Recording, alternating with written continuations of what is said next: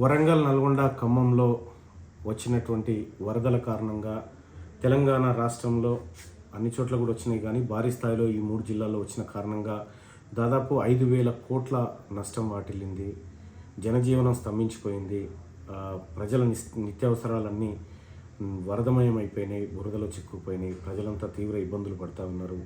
ప్రాణ నష్టం జరిగింది, ఆస్తి నష్టం కూడా భారీ స్థాయిలో జరిగింది. కాబట్టి వరంగల్, నల్గొండ, ఖమ్మం పట్టభద్రుల ఎమ్మెల్సీగా నన్ను గెలిపించినటువంటి ప్రజలు కష్టాల్లో ఉన్నటువంటి ఒక విచారకరమైన సందర్భంలో నేను ముఖ్యమంత్రి గారికి అంటే ఆ వరద బాధితులను ఆదుకోవడానికి ఎమ్మెల్సీగా నాకు వచ్చేటువంటి శాలరీ ఏదైతే ఉందో 2,75,000 రూపాయలను సీఎం రిలీఫ్ ఫండ్ కోసం అందజేస్తూ ఉన్నాను.